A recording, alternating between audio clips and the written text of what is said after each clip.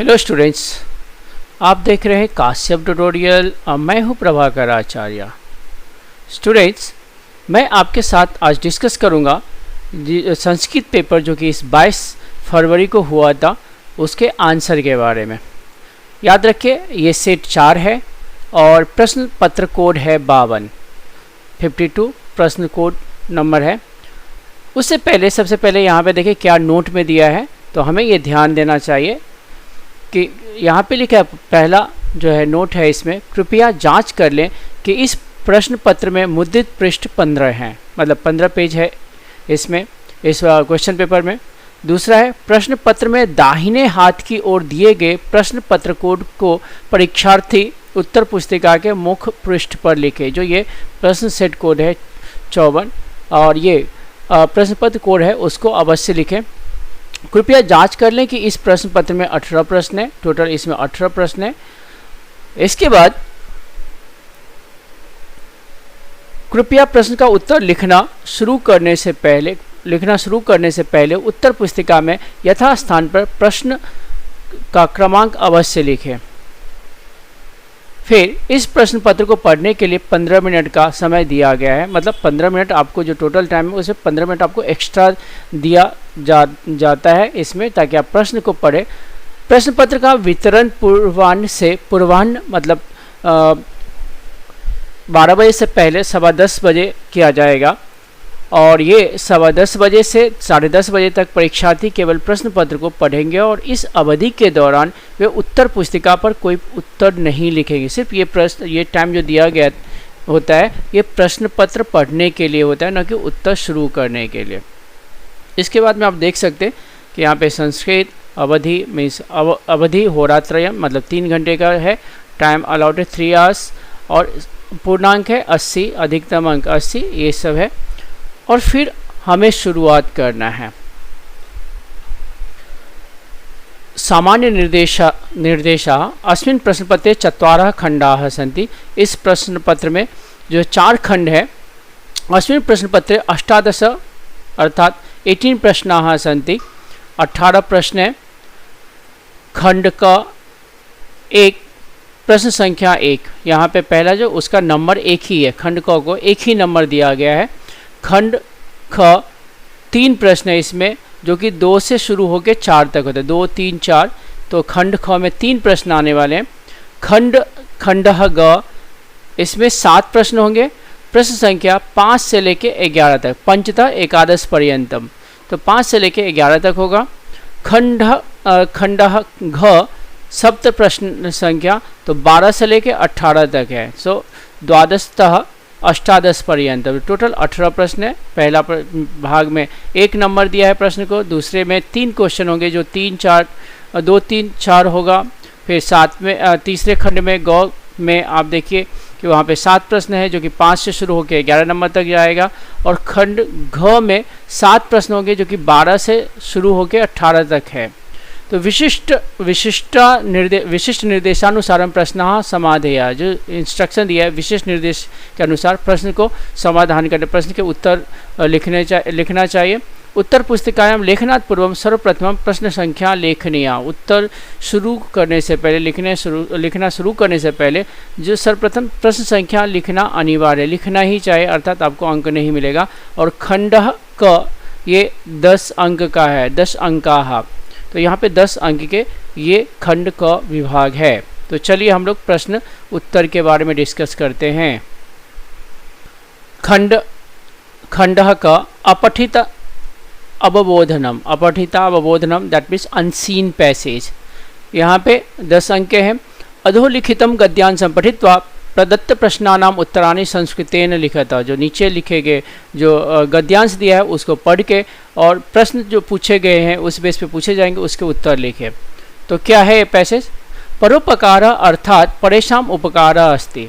परोपकारस्य प्रवृत्त्या एव मनुष्यः पशुभ्यः पृथक् भवति। आहारादि प्रवृत्तिषु पशवः मानवैः सह समं भवन्ति, परं मानवः स्वविवेकेन ज्ञानेन च आत्मनः उन्नतिं करोति। अपि च न केवलं मानवाः अपितु अस्माकं प्रवृत्तिः अपि परेभ्यः एव अस्ति। यथा वृक्षाः स्वफलानि न खादन्ति ते परेषां कृते एव फलानि छायां च यच्छन्ति। नद्यः परोपकाराय एव वहन्ति, गावः अन्येभ्यः एव दुग्धं यच्छन्ति। अस्माकं पुण्यभूमौ अनेके महापुरुषाः अभवन्, ये स्वप्राणान् परित्यज्य देशस्य समाजस्य च रक्षाम् अकुर्वन्। राजा शिबिः शरणागतस्य कपोतस्य रक्षायै स्वशरीरस्य मांसं कर्तयित्वा सेनाय दत्तवान्। ऋषिः दधीचिः अपि वृत्तासुरवधाय स्वअस्थिनि सहर्षम् अयच्छत्। अद्यापि लोके अनेके समाज सुधारकाः सन्ति, ये स्वार्थं परित्यज्य लोककल्याणं कुर्वन्ति। अतः सत्यमेव कथितम्।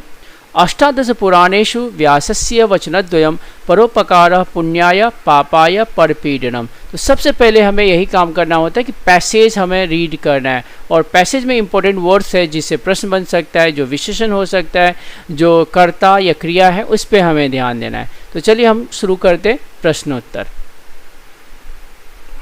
तो सबसे पहले यहाँ पे है एक पदेन उत्तरतः केवलम प्रश्नद्वयम, सिर्फ 2 ही प्रश्न अपेक्षित है, और ये यहाँ पे दिया गया कि सिर्फ एक पद में, अर्थात एक वर्ड शब्द में, एक वर्ड में ही इसका उत्तर लिखना है। प्रश्न है काहा परोपकाराय एव वहन्ति, परोपकाराय काहा वहन्ति। तो वहन्ति आप देखिए यहाँ पे सिर्फ आप एक शब्द को पकड़ेंगे तो आपको पैराग्राफ में मिल जाएगा कि इसका क्या उत्तर होगा। काहा परोपकाराय वहन्ति, तो यहाँ पे दिया हुआ है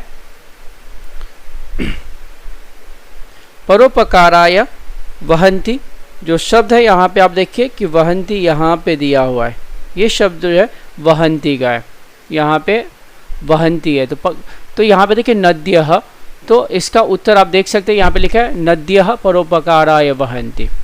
दूसरा पैराग्राफ देखिए आप, दूसरा प्रश्न है हमारा, दूसरा प्रश्न है यहाँ पे केषु पशवः मानवैः सह समं भवन्ति। तो केषु पशवः मानवैः सह समं भवन्ति, तो इसका उत्तर आएगा आहारादि प्रवृत्तिषु, जो कि यहाँ पे पैराग्राफ में दूसरी लाइन में दूसरा ही शब्द है, दूसरी लाइन का दूसरा ही शब्द है यहाँ पे आहारादि प्रवृत्तिषु पशवः मानवैः समं भवन्ति। तो ये हमारा दूसरा उत्तर है, एक पदेन का दूसरा उत्तर ये होगा। तीसरा प्रश्न है हमारा कह वृत्तासुर वधाय स्वास्थिनि सहर्षम अयच्छन्, किसने वृत्तासुर के वध के लिए अपने अस्थि को सहर्ष मतलब खुशी पूर्वक दान दे दिया था। तो इसका उत्तर आप देख सकते हैं यहाँ पे ऋषि दधीचि, और मैं पैराग्राफ में आपको दिखाना चाहता हूँ कि ये कहाँ पे है पैराग्राफ में। तो पैराग्राफ में आप देखिए कि ये तीसरा प्रश्न है एक पदेन का कह वृत्तासुर वधाय स्वास्थिनि सहर्षम अयच्छत्, किसने वृत्तासुर के वध के लिए अपने अस्थि अपने बोन्स को खुशी पूर्वक समर्पित कर दिया था, दे दिया था। तो इसका उत्तर है ऋषि दधीचि ही, ऋषि दधीचि। आप देख सकते हैं कि इसका इस शब्द का उत्तर ये शब्द यहाँ पे दिया गया ऋषि दधीचि, ये उत्तर आएगा इसका। तो अगर दधीचि भी लिखा है तब भी इसका आंसर करेक्ट है, उत्तर सही है। और अगर आपने तीनों उत्तर लिखा है तो जो इसमें से 2 सही रहेगा उसके मार्क्स आपको मिल जाएंगे। चलिए हम दूसरे प्रश्न पर जाते हैं, जहाँ पे प्रश्न है हमारा पूर्ण वाक्येन लिखता, इसका विभाग आ है, और पूर्ण वाक्येन लिखता केवलम प्रश्नद्वयम। और प्रश्न है हमारा मनुष्य पशुभ्य कथम पृथक भवति, मनुष्य पशुओं से कैसे अलग होता है। तो इसका उत्तर मैं आपको बता दूं कैसे, इसका उत्तर आप देख सकते हैं मनुष्य पशुभ्य कथम पृथक भवति, मनुष्य परोपकारस्य प्रवृत्त्या एव पशुभ्य पृथक भवति। यहाँ पे लिखा है मनुष्य परोपकारस्य प्रवृत्त्या एव पशुभ्य पृथक भवति।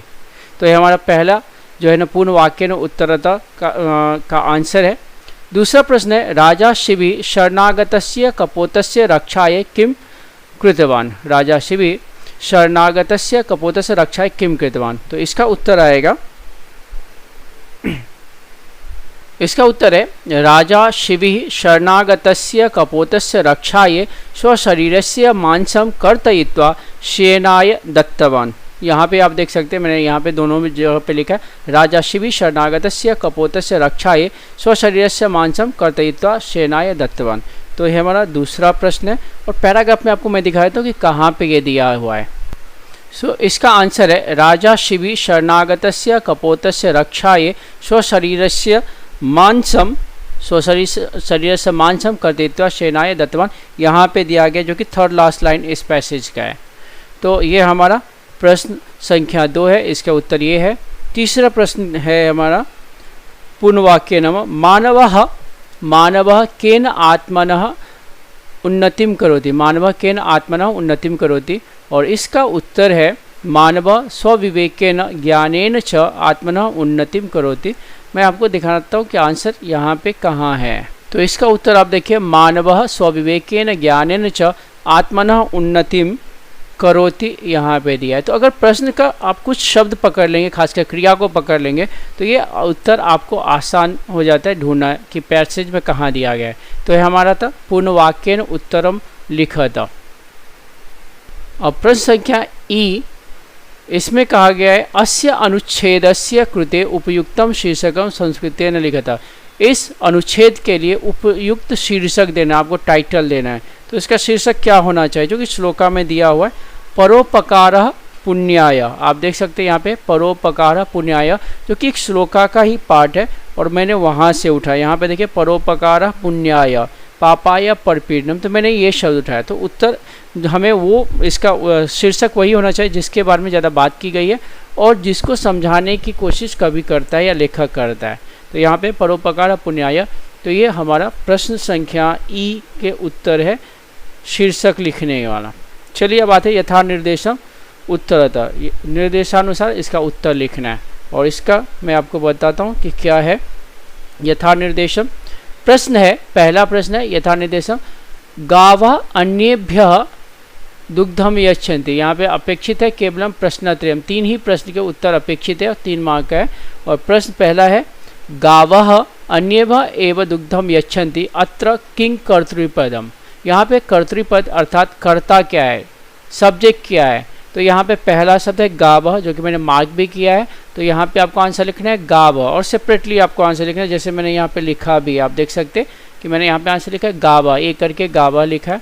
दूसरा प्रश्न है हमारा दधीचि इति विशेष्य पदस्य विशेषण पदम किम।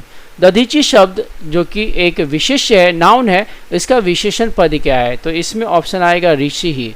आप देखेंगे यहाँ पे ऋषि पैसेज में यूज किया है, ऋषि दधीचि। तो ऋषि इनके विशेषण है और ये भी ए में आएगा, एक है। तीसरा प्रश्न है यथा निर्देशम में तरवः इति पदस्य किम पर्यायी पदम गद्यांश प्रयुक्तम। तरवः बहुवचन है, तरु शब्द है, तरु तरु तरवः, और इसका अर्थ है वृक्ष। और इस तो तरवः बहुवचन है तो इसका उत्तर भी बहुवचन में होना चाहिए और इसका उत्तर है वृक्षाः। इसका उत्तर आएगा वृक्षाः, आप देख सकते हैं यहाँ पे मैंने लिखा भी है। चौथा प्रश्न है यहाँ पे ते परेशान कृते एव फलानी छायां च यच्छन्ति अस्मिन् वाक्ये ते इति पदम कस्मै प्रयुक्तम। तो ये इस वाक्य में ते शब्द किसके लिए प्रयोग किया गया है, किसके लिए यहाँ पे लिखा गया है। तो इसके लिए किसके लिए, तो आप देखो वृक्षेभ्य, क्योंकि शब्द ही हमें वाक्य बताते हैं फलानी छायां यच्छन्ति, फल और छाया देते। तो कौन देता है, तो वृक्ष देता है। तो ये हमारा पहला विभाग जो खंड क के उत्तर हो गए। तो एक बार मैं आपको वापस दिखा दूँ खंड क के उत्तर। एक पदेन उत्तर का पहला उत्तर है नद्यः, दूसरा है आहारादि प्रवृत्तिषु, तीसरा उत्तर है, तीसरे शब्द है इसके ऋषि दधीचि। फिर प्रश्न 2 था, प्रश्न संख्या 1 पूर्ण वाक्य न लिखत, पूर्ण वाक्य में उत्तर लिखिए। तो इसका पहला प्रश्न का उत्तर है मनुष्य परोपकारस्य प्रवृत्तिया एवं पशुभ्य पृथक भवति। मनुष्य परोपकार के प्रवृत्ति से ही, व्यवहार से ही पशु से अलग होता है। दूसरा था राजाशिवि शरणागतस्य कपोतस्य रक्षाये स्वशरीरस्य मांसम कर्तयित्वा सेनाय दत्तवान्। तीसरा मानवः स्वविवेकेन ज्ञानेन च आत्मनः उन्नतिं करोति। तो ये 3 हो गया पूर्ण वाक्यन उत्तरम लिखत। इसके बाद प्रश्न संख्या 1 खंड क का 1 नंबर ई, इसका अस्य अनुच्छेदस्य शीर्षकम। तो इसका शीर्षक है परोपकारः पुण्याय इति। फिर आ जाए प्रश्न संख्या 1 ई, यहाँ पे प्रश्न था यथा निर्देशम उत्तरतः। इसमें से कोई 3 ही अटेम्प्ट करना था और सारे प्रश्न के उत्तर मैं आपको दिखाता हूँ। गावः अन्येभ्यः एव दुग्धम यच्छन्ति अत्र कर्तृपदम गावः, गावः बहुवचन है, गौ गावो गावः, ये करता है इस सब वाक्य में। दूसरे में दधीचि इति विशेष पदस्य विशेषण पदम ऋषि ही। इसके बाद में तीसरा तर्वः इति पदस्य पर्यायी पदम वृक्षः, समानार्थी शब्द पर्यायवाची शब्द वृक्षः, तर्वः बहुवचन है, वृक्षा भी बहुवचन है। और चौथा क्वेश्चन, चौथा जो प्रश्न था यहाँ पे, ते परेशान कृते एव फलानि छायां च यच्छन्ति, अस्मिन् वाक्ये ते इति पदम वृक्षेभ्यः प्रयुक्तम, मतलब वृक्ष के लिए प्रयोग किया गया है। तो ये खंड क था। दूसरे वीडियो में आपके साथ में मैं डिस्कस करूँगा ख पाठ खंड ख उत्तर के साथ में। सो आप देखते रहिए और आप चेक कर सकते हैं कि आपको कितने मार्क्स आने वाला है।